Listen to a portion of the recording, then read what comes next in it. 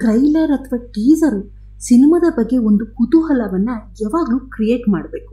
ನಾನು ಈ ಸಿನಿಮಾವನ್ನ ನೋಡ್ಲೇಬೇಕು ಅಂತ ಅದನ್ನ ನೋಡ್ತಾ ಇದ್ದ ಹಾಗೆ ನಮಗನ್ಸ್ಬೇಕು. ಇತ್ತೀಚೆಗೆ ಬಂದ ಟ್ರೈಲರ್ ನಲ್ಲಿ ನನಗೆ ಆ ರೀತಿ ಅನ್ಸಿದ್ದು ಪೆಪೆ ಟ್ರೈಲರ್ ಬಗ್ಗೆ. ಒಂದು ಬೆಸ್ಟ್ ಟ್ರೈಲರ್ ಹೇಗಿರ್ಬೇಕು ಅಂತ ಯಾರಾದ್ರೂ ಕೇಳಿದ್ರೆ ಇದನ್ನ ಎಕ್ಸಾಂಪಲ್ ಆಗಿ ತೋರಿಸ್ಬೋದು. ಹಾಗಾದ್ರೆ ಟ್ರೈಲರ್ ಅಲ್ಲಿ ಅಲ್ಲಲ್ಲಿ ರಕ್ತ ಇರೋದಕ್ಕೆ ನಾನು ಅದನ್ನ ಬೆಸ್ಟ್ ಟ್ರೈಲರ್ ಅಂತ ಹೇಳ್ತಾ ಇದ್ದೀನಾ ಅಂತ ನೀವು ಪ್ರಶ್ನೆ ಮಾಡಬಹುದು.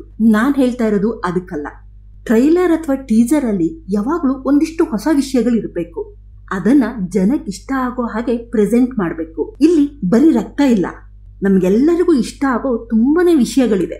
ದೃಶ್ಯಗಳ ಎಮೋಷನ್ ನ ಕನ್ವೆ ಮಾಡೋದಕ್ಕೆ ಶೂಟ್ ಮಾಡಿರೋ ಲಾಂಗ್ ಶಾರ್ಟ್ಸ್ಗಳು, ಚಂದಗಳನ್ನ ಹೆಚ್ಚಿಸೋ ಆ ಸಿಲೋಟ್ ಶಾರ್ಟ್ಸ್ಗಳು, ನಮ್ಮ ಭಾವನೆಗಳನ್ನ ಕೆರಳಿಸೋ ಕೆಲವು ದೃಶ್ಯಗಳು, ಅಮ್ಮನಿಲ್ಲದೆ ಅನಾಥನಾದ ಮಗುವನ್ನ ಕನ್ವೆ ಮಾಡೋದಕ್ಕೆ ಡೈರೆಕ್ಟ್ರು ಹೊಸ ರೀತಿಯಾಗಿ ದೃಶ್ಯವನ್ನ ಕಂಪೋಸ್ ಮಾಡಿದ ರೀತಿ, ಮಲಗಿರೋ ಅಮ್ಮ, ಆಕೆಯ ದೇಹದ ಮೇಲೆ ಕೂತಿರೋ ಆ ಪುಟ್ಟ ಮಗು, ನಾನು ಹೆಣ್ಣೆ ಇರಬಹುದು ಆದ್ರೆ ನನ್ನ ಕೆಣಕಿದ್ರೆ ನಿನಗೆ ತಕ್ಕ ಶಿಕ್ಷೆ ಕೊಡುವೆ ಅಂತಿರೋ ಆಕೆಯ ಕಣ್ಣುಗಳು, ಅದಕ್ಕೆ ಮ್ಯಾಚ್ ಆಗೋ ಆಕೆಯ ಡ್ರೆಸ್ಸು ಹಾಗೂ ಆ ರಕ್ತದ ಕಲೆಗಳು.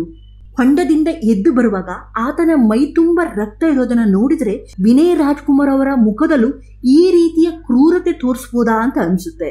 ಇಂತಹ ದೃಶ್ಯಗಳು ಈ ಸಿನಿಮಾ ಬೇರೆನೇ ತರ ಇದೆ ಅಂತ ಒತ್ತಿ ಹೇಳುತ್ತೆ. ಈ ಟ್ರೈಲರ್ ನಲ್ಲಿ ಎಲ್ಲವೂ ಅಚ್ಚುಕಟ್ಟು. ಅಲ್ಲಿನ ಪಾತ್ರಗಳು, ಅವ್ರುಗಳು ಹಾಕೊಂಡಿರೋ ಡ್ರೆಸ್ಸು, ಅವರ ನೈಜವಾದ ಆಕ್ಟಿಂಗು, ಇವುಗಳೇ ಈ ಟ್ರೈಲರ್ ನ ಅತಿ ದೊಡ್ಡ ಪ್ಲಸ್ ಪಾಯಿಂಟ್ಗಳು. ಮಯೂರ್ ಅವ್ರನ್ನ ಹೊಸ ರೀತಿಯ ಕ್ಯಾರೆಕ್ಟರ್ ನಲ್ಲಿ ನೋಡಿ ಖುಷಿ ಆಯ್ತು. ಅವ್ರನ್ನ ನೋಡ್ತಾ ಇದ್ದ ಹಾಗೆ ಡೈರೆಕ್ಟರ್ಗೆ ಕ್ಯಾಸ್ಟಿಂಗ್ ನಲ್ಲಿ ಪಕ್ಕ ಟೇಸ್ಟ್ ಇದೆ ಅಂತ ಅನ್ಸ್ತು. ಇನ್ನು ನಮ್ಮ ಹೀರೋ ವಿನಯ್ ರಾಜ್ಕುಮಾರ್ ಈ ರೀತಿಯಾದ ಕಥೆಯನ್ನ ಸೆಲೆಕ್ಟ್ ಮಾಡಿರೋದನ್ನ ಮೆಚ್ಚಲೇಬೇಕು. ನನಗಿಲ್ಲಿ ಎಲ್ಲೂ ವಿನಯ್ ರಾಜ್ಕುಮಾರ್ ಕಾಣಿಸ್ಲಿಲ್ಲ.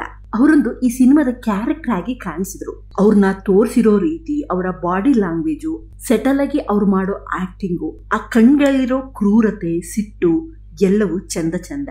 ಮ್ಯೂಸಿಕ್ಕು ಕಾಡುತ್ತೆ, ಅಲ್ಲಲ್ಲಿ ಭಯನೂ ಬೀಳಿಸುತ್ತೆ. ಅಷ್ಟೊಂದು ಇನ್ವಾಲ್ವ್ ಮಾಡಿಸುತ್ತೆ ನೋಡ್ತಾ ಇರೋ ಆಡಿಯನ್ಸ್ನ. ಟ್ರೈಲರ್ನ ಎಡಿಟಿಂಗು ಸೂಪರ್ ಆಗಿದೆ. ಎಡಿಟಿಂಗ್ ಪ್ಯಾಟರ್ನ್ ನೋಡ್ತಾ ಇದ್ರೆ ಡೈರೆಕ್ಟರ್ ಇಂಟೆಲಿಜೆನ್ಸು ಮತ್ತೊಮ್ಮೆ ಪ್ರೂವ್ ಆಗುತ್ತೆ. ಈ ಟ್ರೈಲರ್ ನೋಡ್ತಾ ಇದ್ರೆ ಇದೊಂದು ಶೋಷಿತ ವರ್ಗದ ಹೋರಾಟದ ಕಥೆ ಅಂತ ಅನ್ಸುತ್ತೆ.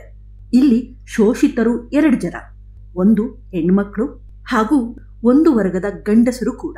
ಹಾಗೆ ಇಲ್ಲಿ ಇನ್ನೊಂದು ಗಮನಿಸಬಹುದು, ನಮ್ಮ ಹೀರೋ ಯಾವುದೋ ಒಂದು ಮರದ ಜೊತೆ ಒಂದು ಭಾವನಾತ್ಮಕವಾದ ಅಟ್ಯಾಚ್ಮೆಂಟ್ ಅನ್ನ ಹೊಂದಿದ್ದಾರೆ ಅಂತ. ನಮ್ಮ ಹೀರೋಗೆ ಆ ಮರ ಅಂದ್ರೆ ತುಂಬಾನೇ ಇಷ್ಟ. ಆ ಮರದ ಕತೆ ಏನು ಅನ್ನೋದನ್ನ ನಾವು ಸಿನಿಮಾ ನೋಡೇ ತಿಳ್ಕೋಬೇಕು.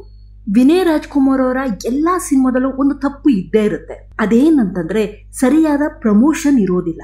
ಎಷ್ಟೋ ಸಿನಿಮಾಗಳು ಯಾವಾಗ ರಿಲೀಸ್ ಆಗುತ್ತೆ ಅಂತಾನೂ ಕರೆಕ್ಟ್ ಆಗಿ ಗೊತ್ತಿರೋದಿಲ್ಲ, ಸಡನ್ ಆಗಿ ರಿಲೀಸ್ ಆಗ್ಬಿಟ್ಟಿರುತ್ತೆ. ಈ ಸಿನಿಮಾದಲ್ಲೂ ಅಂತ ತಪ್ಪು ಆಗ್ಲೇಬಾರದು. ಈ ಸಿನಿಮಾನ ಕರ್ನಾಟಕದ ಮೂಲೆ ಮೂಲೆಗೂ ತಲುಪಿಸಿ. ಈ ತರ ಒಂದು ಸಿನಿಮಾ ಬರ್ತಾ ಇದೆ ಅಂತ ಜನರಿಗೆ ಅರಿವಾಗ್ಲಿ, ಆಗ್ಲೇ ಸಿನಿಮಾ ದೊಡ್ಡ ಮಟ್ಟದಲ್ಲಿ ಗೆಲ್ಲೋದು.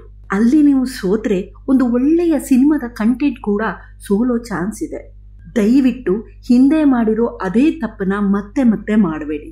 ಕೊನೆಯದಾಗಿ ಹೇಳೋದಾದ್ರೆ, ಇಷ್ಟೊಂದು ರಾ ಆಗಿರೋ ಸಬ್ಜೆಕ್ಟ್ ನ ಕನ್ನಡದಲ್ಲಿ ನಾನು ನೋಡಿರ್ಲಿಲ್ಲ.